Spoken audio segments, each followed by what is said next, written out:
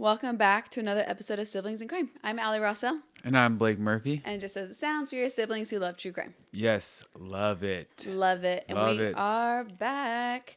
I don't know, this has been... We like drinks. And we like drinks. I actually don't have a drink with me this time. You have one right there. Well, I mean, I have water, but usually we have like Coke Zero or ice drinks. Ice drinks, sparkling ice drinks. Blake's a big ice drinker. Yeah. If you know the brand. Sponsor me. Sponsor Blake. Just Blake, not Siblings in Crime. Honestly, you don't have to pay me anything. Just give me some ice drinks every once in a while. I'll be happy. That's a pretty good setup, though.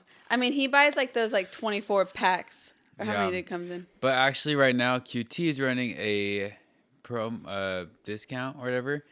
Buy one, get one free. So they're $1 for two. Wow, that's $1 sick. each.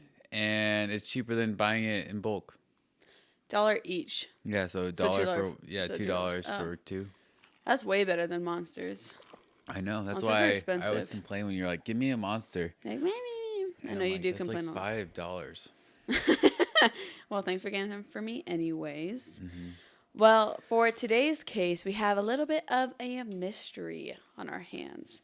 And it's up to you to solve it. Yes. We're going to be in Balham, I think it's pronounced. All right. Who knows? South London, April of 1876. Wow, that's a long time ago. Yeah, 18s. That's so long ago. So Yeah. as you can imagine, there's not a ton of sources out on this. There are two main YouTube videos that Hannah used. Hannah's a beast. She found this. Beast. I was like, how did you even find this thing? She was like, I was just Googling around. So I have never heard this She's a researcher. case. Yeah, she is a researcher girl. She knows what's going on. So I listened to the audios that she sent, though, and we kind of worked on this together and figured it all out. So Roger. this is what I have for you today. Let's hear it. So, like I said, South London, April 1876. Charles Brave savored a hearty dinner of succulent lamb, roasted potatoes, and a perfectly poached egg, finished off with a few warming glasses of rich brandy. He went to bed around 8:45 p.m., and around 9:15, he was running to the window to throw up, calling out for help in hot water as an attempt to settle his stomach. But his wife, Florence, did not hear him. Florence's companion, so at the time was basically a hired friend, Mrs. Cox, is the one who aided Bravo in the hallway and sent the housemaids to fetch the nearby doctor. 3 days later, he died. After a large-scale investigation, the potential perpetrator has never been identified to this day. So, today I'll be telling you the mystery surrounding the death of Mr. Charles Brave, and you will be trying to tell me the who, how, and why. Got it? I got it. All right, ready? I'm ready. Let's roll.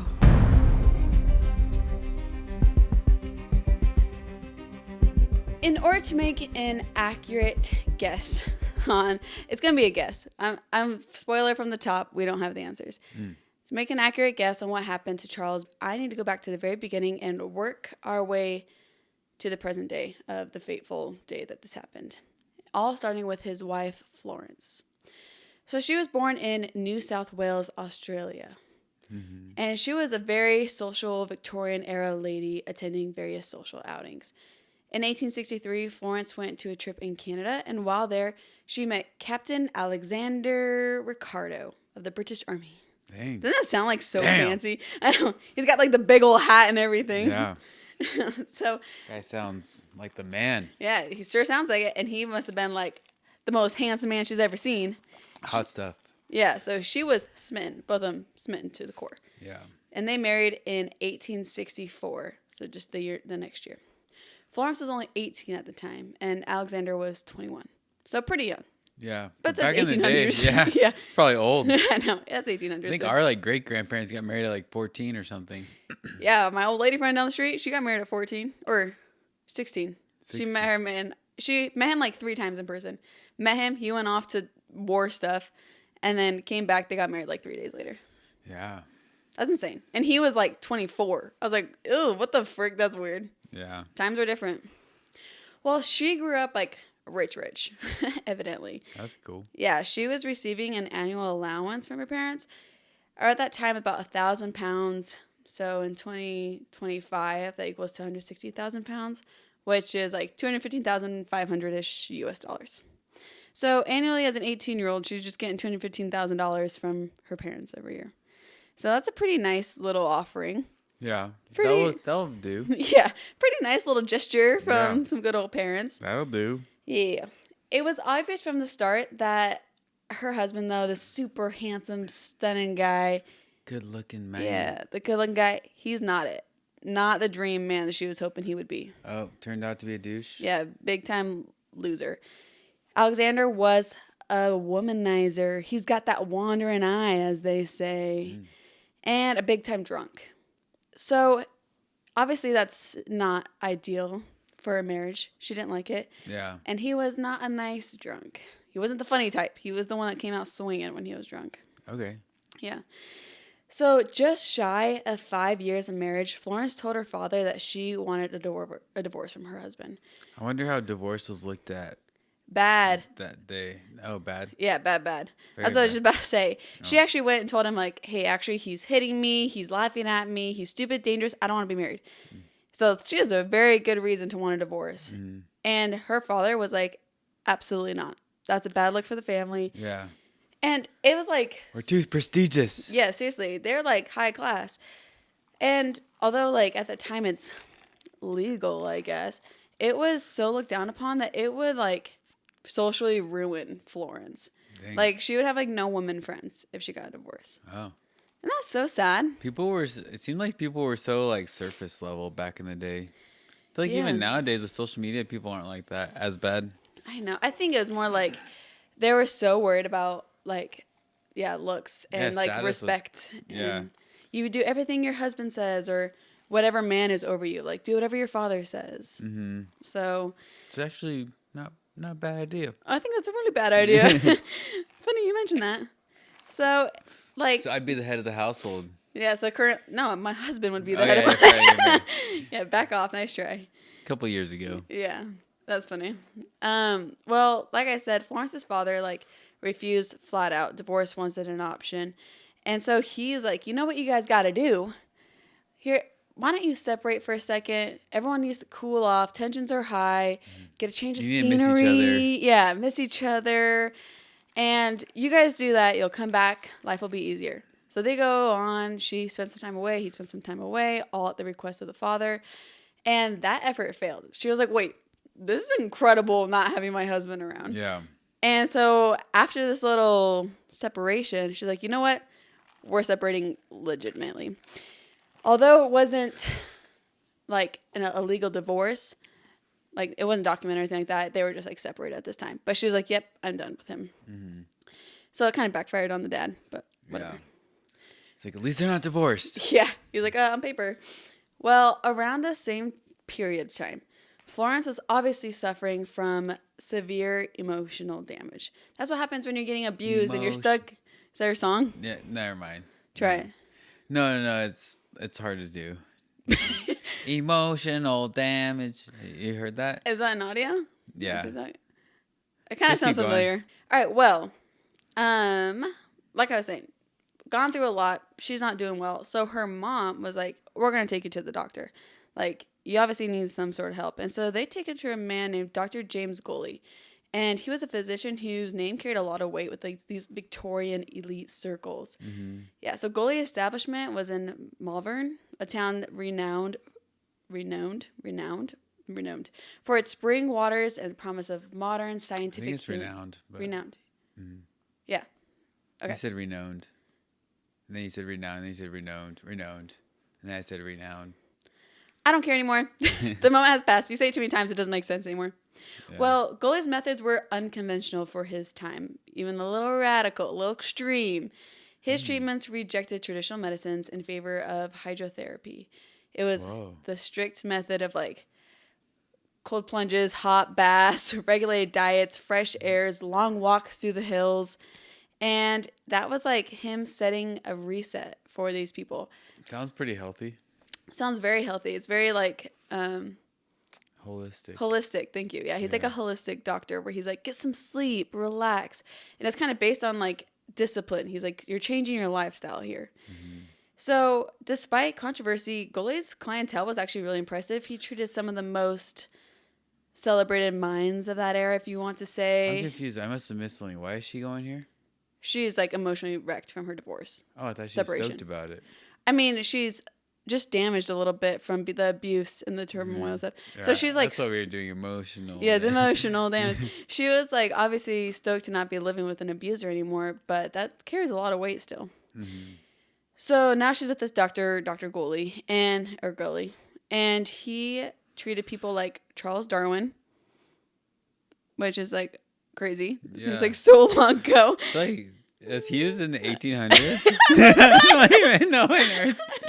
We don't know anything. History's my worst too. I'm Me like, too. you couldn't give me any event, and I wouldn't know who or where that time period was. Same.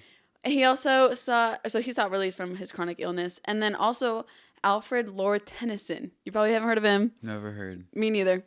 He's a poet. So, anyways, Amen. big for his time. Yeah. Florence herself had been a patient of Gully's. I keep saying it different. Gully's. Now I think it's Gully's. Now I'm trying to remember what the video said, but I think it's Gully's.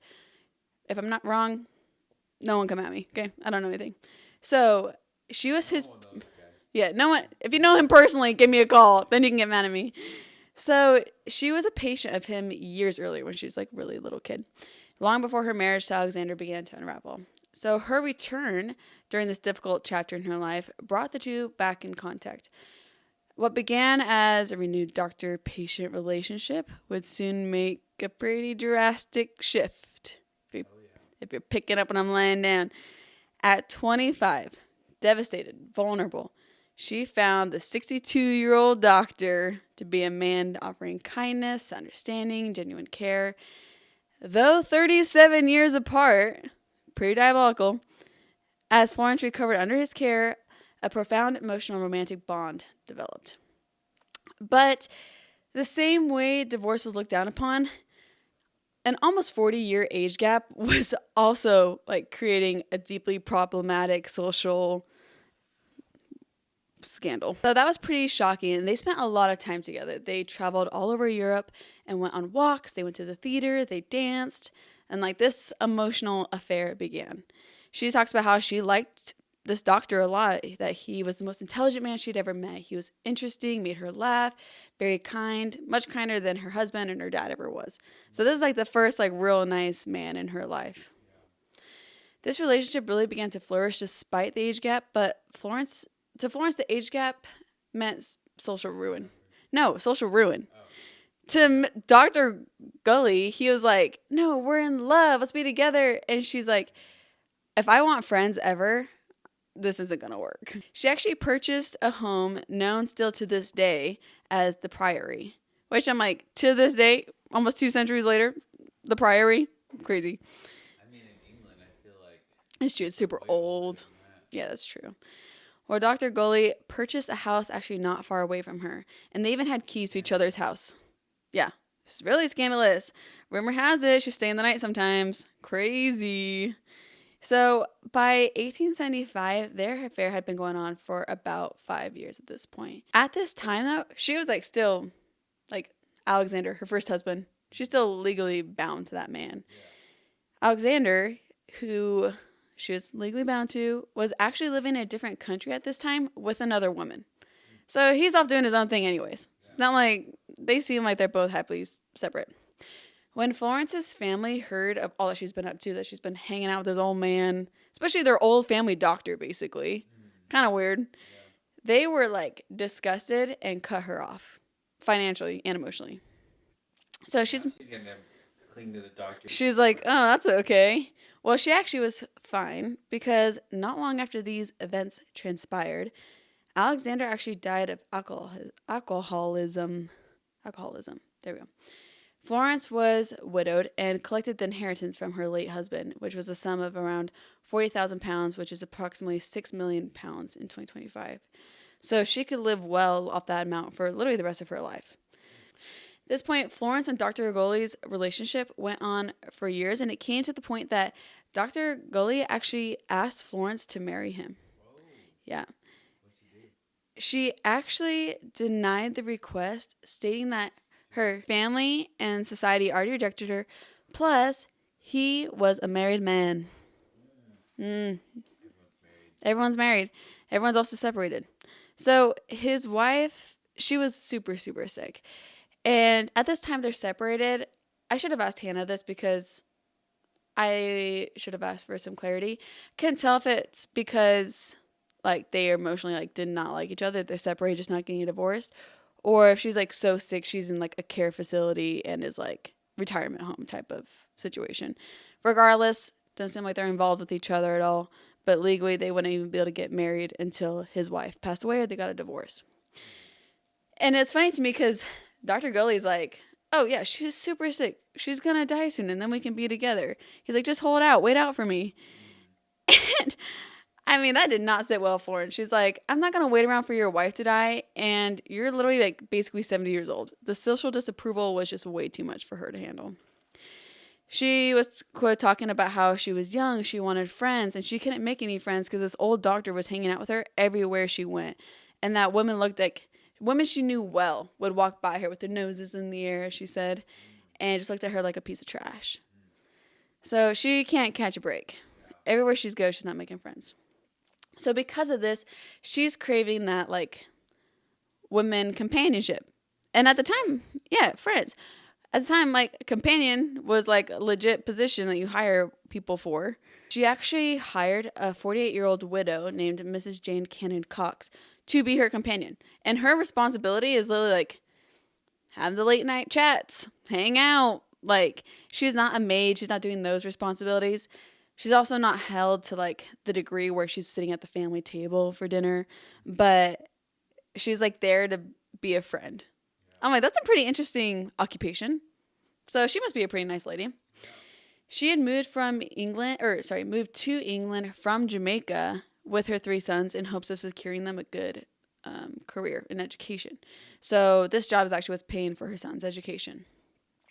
So she too also became fascinated with Dr. Goley because she's hanging out with him. Like, he's got some, not in a weird way. She just thought he was an interesting man. Although it seemed like Dr. Goley was like, why do we have this third wheel hanging out with us all of a sudden all the time? But Florence wanted Mrs. Cox around so that she can talk about this Dr. Goley situation. Yeah, classic girls. Yeah, classic girls. And it cracks me up because, yeah, even though, like, Mrs. Cox liked Dr. Goley, she's like, as a friend, yeah, you're not marrying a 70-year-old man. Mm-hmm. And Florence is like, okay. So in the summer of 1875, Mrs. Cox introduced Florence to a new man named Charles Bravo. Charles Bravo. He's the man that we started this whole story with.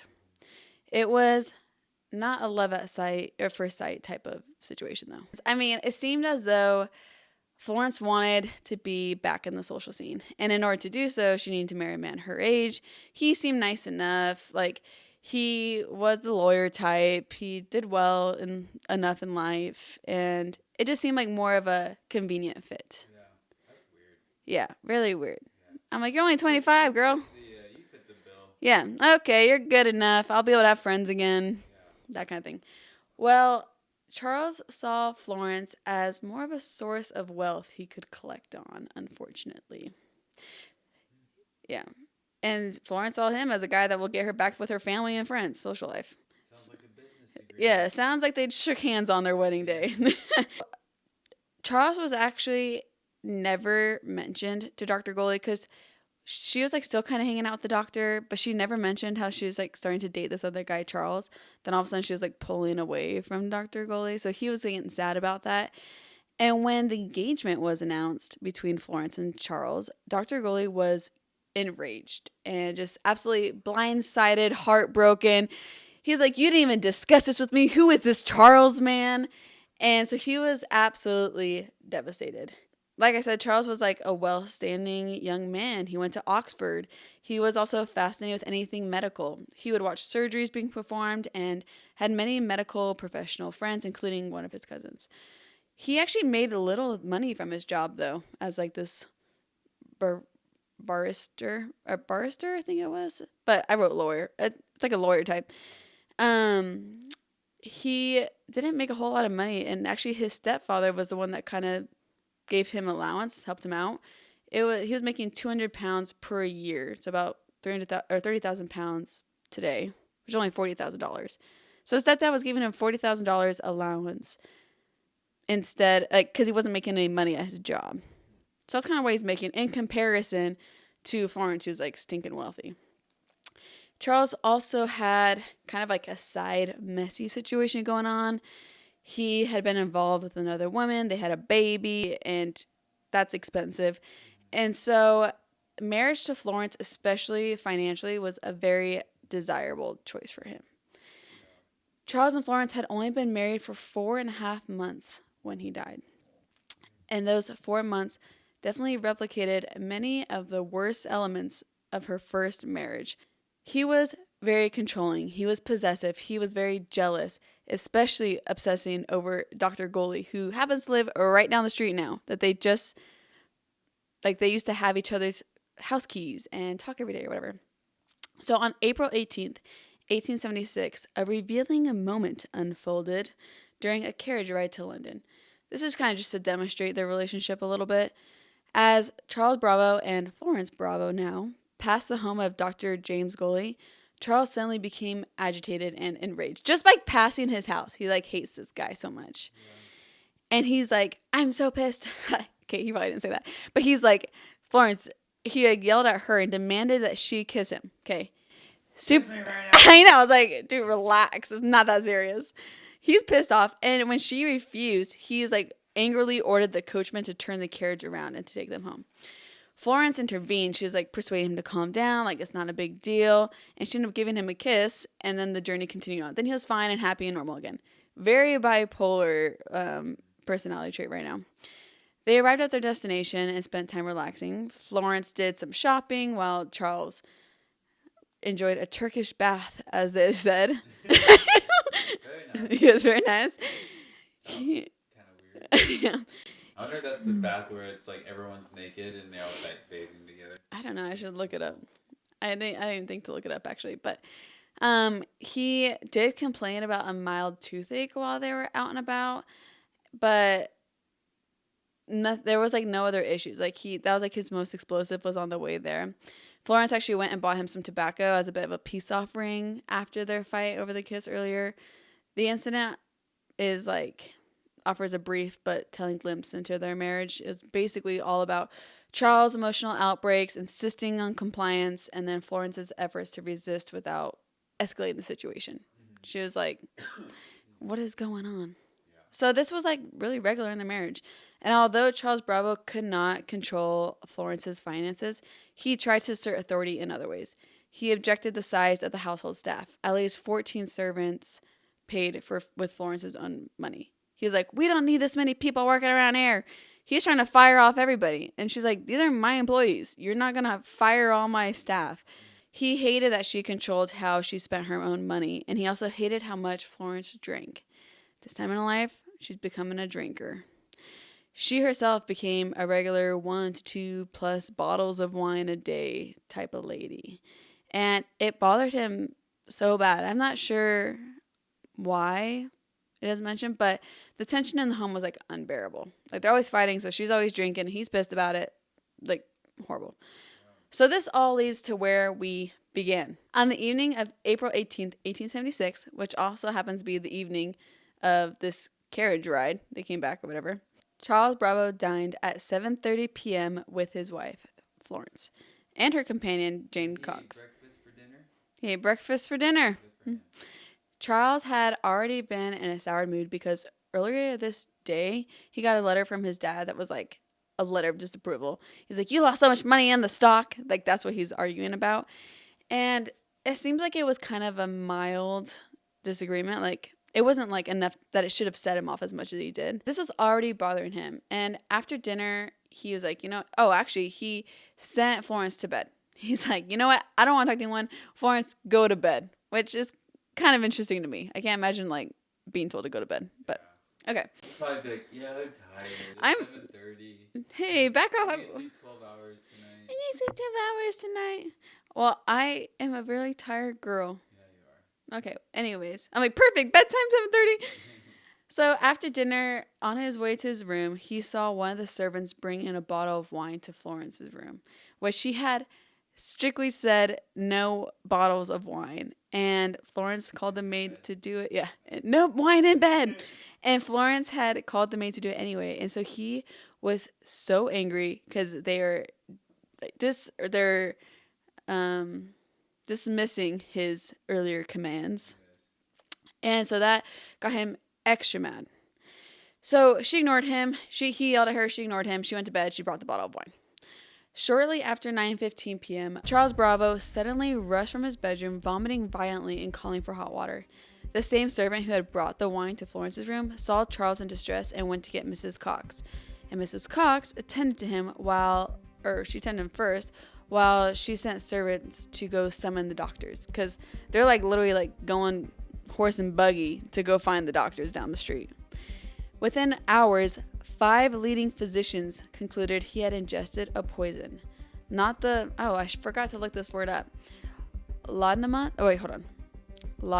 Laudanum. It's like a thing that he took in order to help with his toothache. So they're like that, and Charles is dying. He's so sick. He's like, oh, I took laudanum. And they're like, okay, that's not gonna kill you. Like, what else did you take? A poached egg. That got him. Oh, yeah, they didn't know what salmonella was at the time. A post-mortem later confirmed the cause. It was 30 to 40 grains of antimony. They could check that back in the day.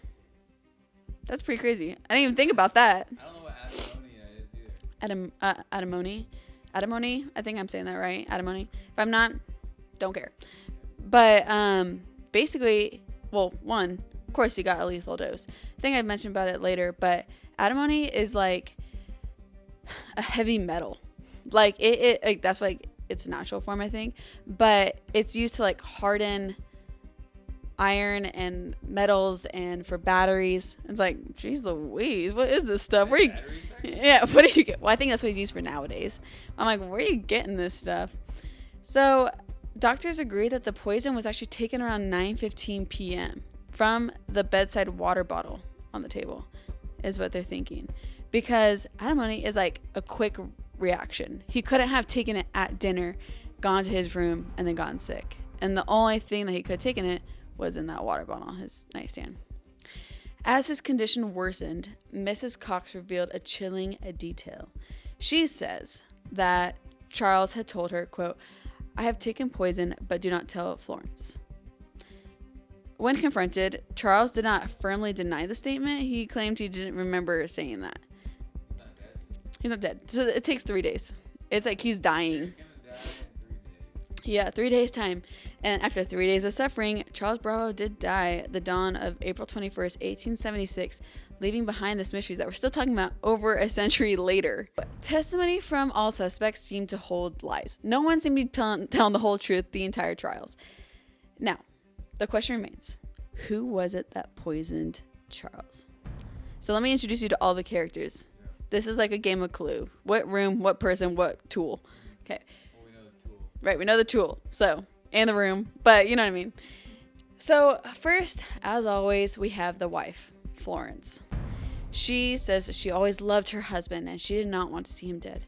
Their marriage was not happy. Charles seemed to be a drunk and always needing control. He would be angry with Florence and hit her, and then would be nice a few minutes later and just pretend it didn't happen. And the marriage was seemingly littered with abuse, but was this enough for Florence to murder her own husband?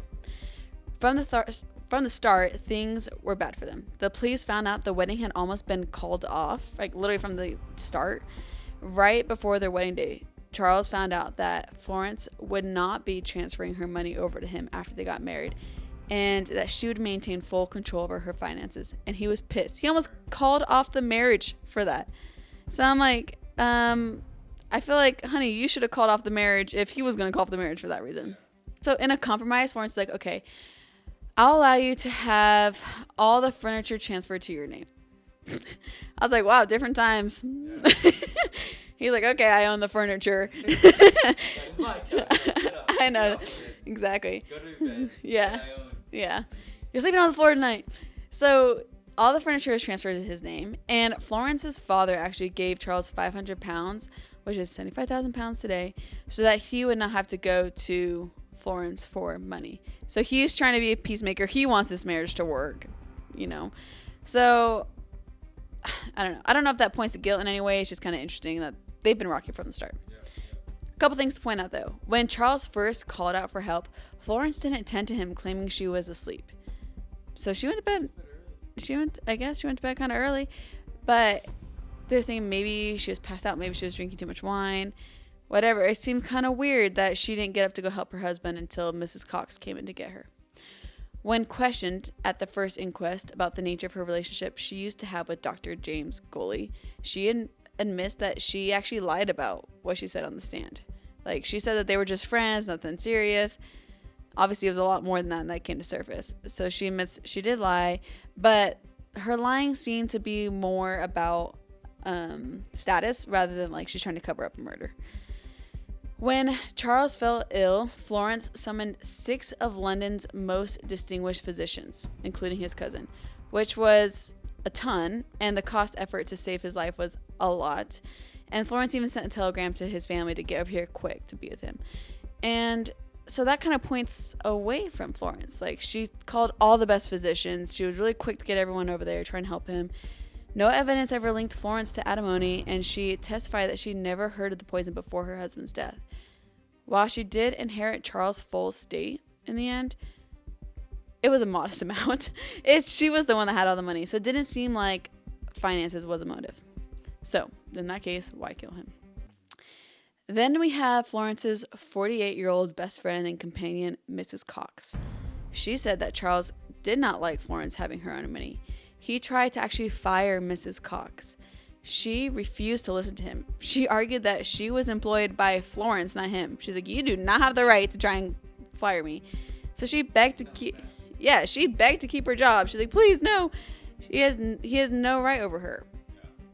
But was the potential or the pressure of potentially losing her job like enough to push her to murder? Because she relied on her wages to educate her 3 sons. Like, that's how she was paying for her school. Charles tried to get Miss Cox to leave Florence and go back to Jamaica. But at this time, I haven't mentioned this yet. At this time, Florence had gone through 2 miscarriages in this last 4.5 months. And Miss Cox like, I'm not going anywhere. Like, my friend needs me. This is like what I'm here to do.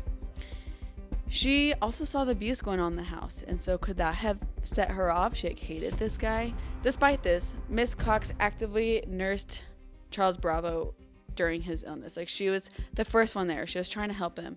However, then she told his maids to go get the doctor. She's like, oh, go to Dr. Yeah, it really was. It was like the doctor that was 3 miles away instead of 1 mile away or whatever. Can't remember his name right now. But evidently when Florence woke up, got to her husband finally, she was like, why'd you send for that doctor? And sent maids to the closer one. So Miss Cox maybe sent doctor to a further one intentionally. Maybe she was mistaken. Not sure. 24/7. Maybe 24/7. I'm sure all of them are 24/7.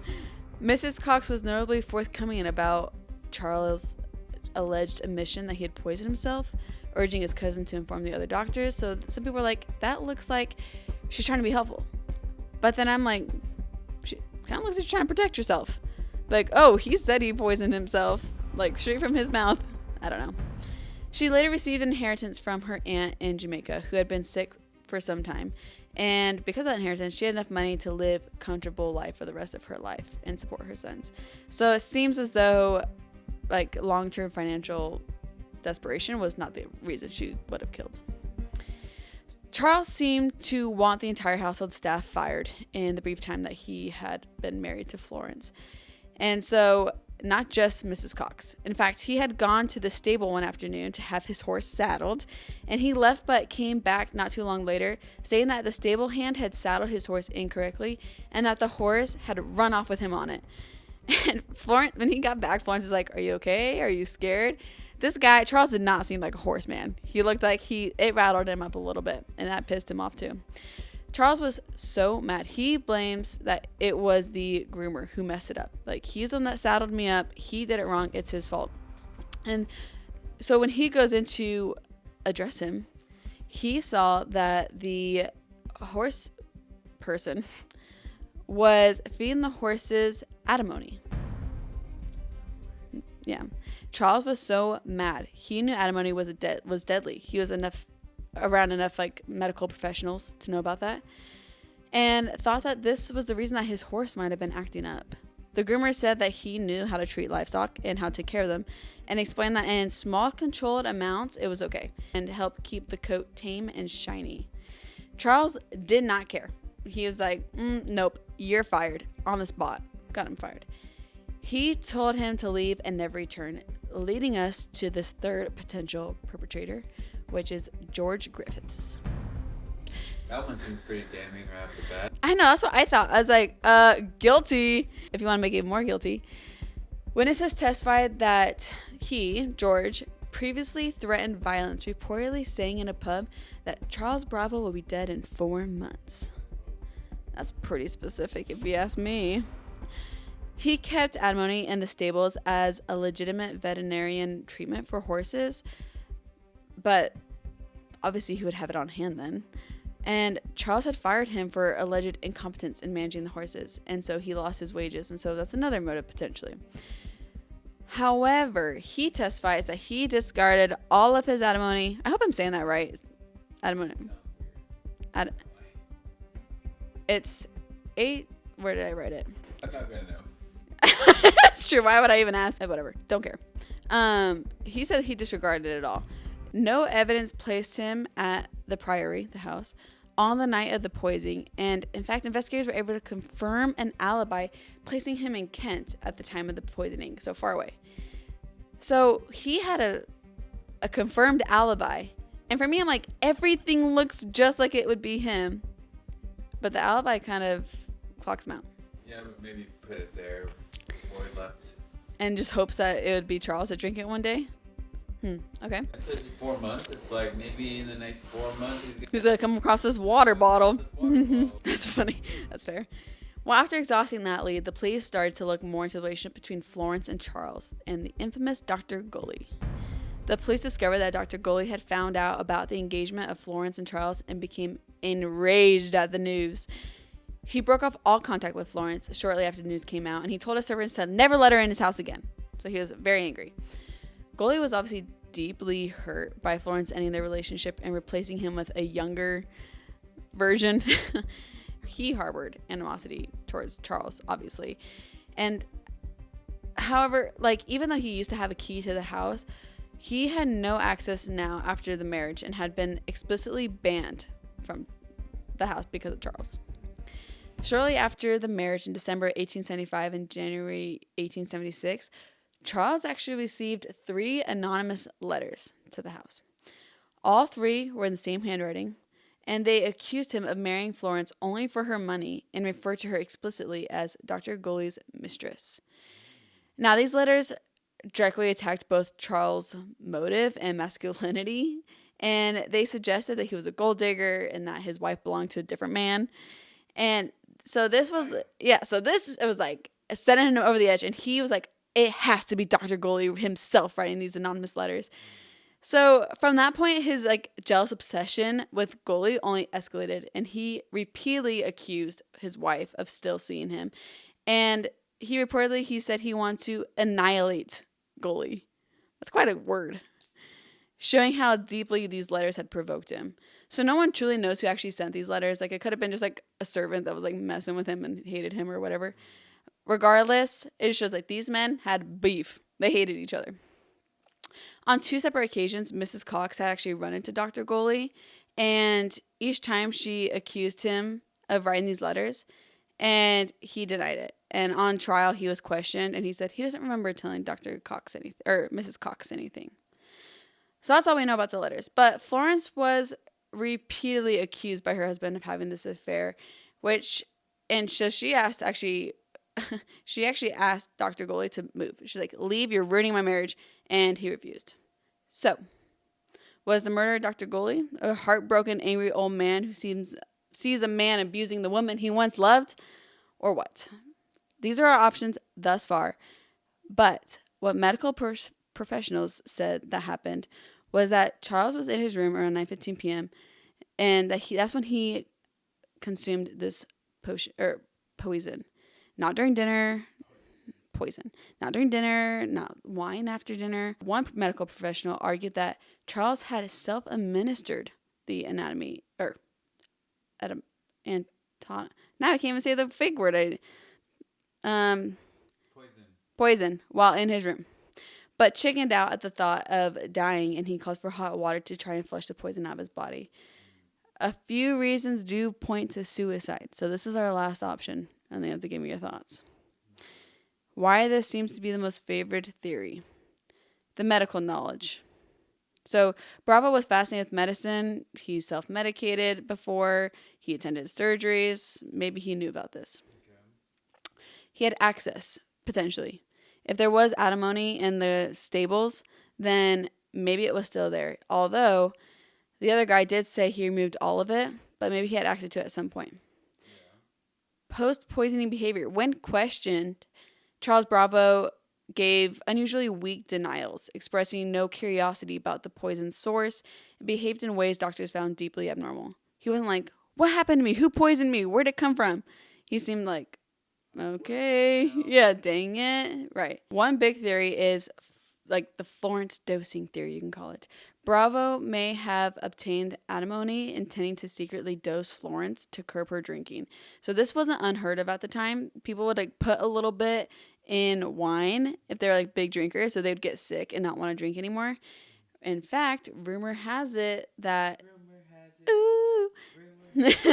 that Dr. Goli said that Florence herself actually did this to her first husband, put antimony in his alcohol to make him stop drinking. But she said it just got him sick and he didn't stop drinking.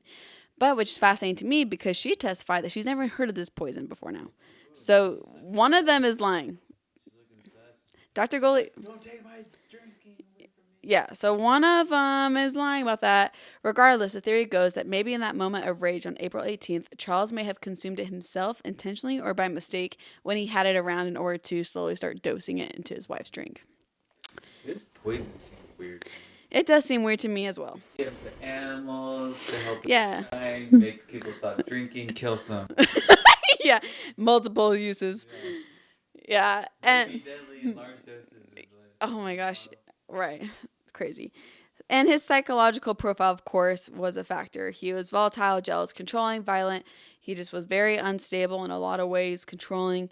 And doctors argue that 30 to 40 grains of antimony could not be consumed unknowingly without immediately vomiting. And this to them strongly suggests that he deliberately consumed it. The day after consumption of this substance, Florence called another doctor to come and examine Charles. It was Dr. William Gohl, who was a physician to Queen Victoria, actually.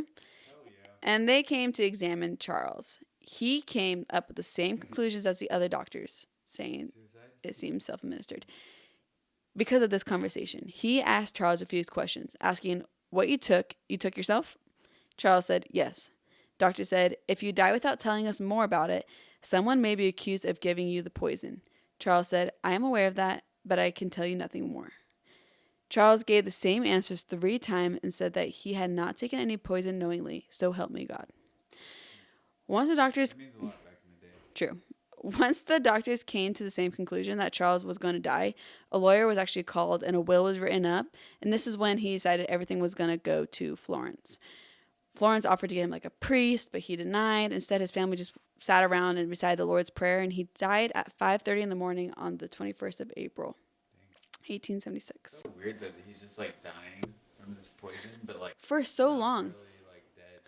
Well, that's the thing. I'm like, you had that much time to discuss it, but he was like super, super severely sick. So it's not like he was just like up about chatting with people. Like about what happened. There was a trial held not long after the death and discovery of the manner of Charles. The manner of Charles' death. The lawyer arguing the case tried to sway the jury to believe that Charles killed himself, that there was no one else to blame.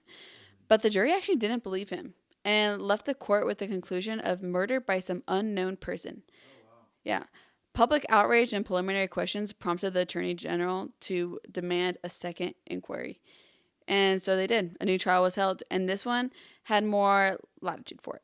More intrusive questions were asked about Florence's life, her relationship with Dr. Goli. Mrs. Cox also changed the story a few times, seemingly.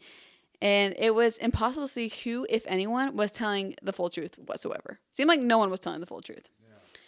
The jury then asked more questions but received unsatisfactory answers. They came back once again with a result of murder by poison by a person or persons unknown.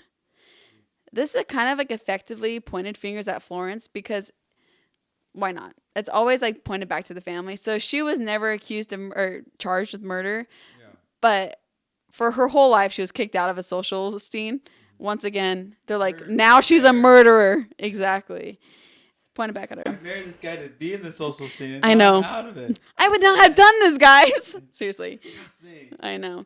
The police even put up a 250-pound reward for capture of the murderer, and it was never claimed. No one ever came forward. Yeah.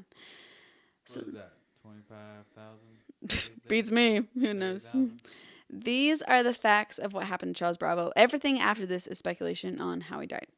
So the only possible one that's seemingly easy to dismiss was the groomer, Griffith, because he had a solid alibi.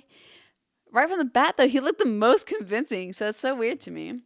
But what the most common one the public believes is that he committed suicide. Hannah's theory, good old researcher Hannah, though, she's convinced that Mrs. Cox and Dr. Gully worked together on it, and that Dr. Gully wanted to get Florence back, and Mrs. Cox administered the poison. They were a team. He's a doctor. He might have had access. Whatever. She had access to the house. She thinks he paid her off because shortly after this, Mrs. Cox had evidently a rich aunt that passed away in Jamaica, and she had a buttload of money that was able to carry her throughout the rest of her life. She actually moved back to Jamaica with her boys, never to return to England again. So, what say you? I think it was a group of people. Yeah? Every single person? No. I think it was the stable man gave Miss Cox the stuff. Oh. And she poisoned him while he was away. He wouldn't get that in trouble. And I think that... Do you think Dr. Gully had any involvement? I don't know. Steve did something. You think he's involved somehow? Yeah. But maybe not. It kind of seems like they kind of didn't talk much anymore. They didn't. I don't think Florence did anything for some reason. That's rare. Yeah. Usually it's always the spouse. Or I think he's so bitter that he tried to commit suicide to get someone in trouble. Interesting. I almost felt like he did it by accident, but was too prideful to say that he did it himself. Yeah. He was like, "Oh my gosh, it's so embarrassing. I'd rather someone go down for it than look like I accidentally killed myself." Because he seems like he's that guy. He's all about status as well. Yeah. I don't know, but I can see that. I was for sure convinced originally of this Stahl guy, but I mean, his alibi checks out. And I agree with Mrs. Cox. I mean, she had the most access to his water. So, I don't know. But maybe he did it himself, whether accidentally or intentionally. This is a good one. Because I like mysteries. I like mysteries. Don't like unsolved, but I do. I used to not like unsolved, but now it interests me more. But Florence Bravo never recovered from the scandal and suspicion. She descended into alcoholism herself, dying at the age of 33 in 1878, yeah, with an unmarked grave. That's so sad. A tragic end for a woman who was independent and rich and all this stuff. So Dr. Gully, though, was exonerated of murder. Great. He was socially destroyed, though, by the scandal and died in isolation in 1883. The two of them never rekindled after her husband died, and you think they would if they were in cahoots. Yeah. So I don't think she did anything. Yeah, and this is the mysterious case of Charles Bravo.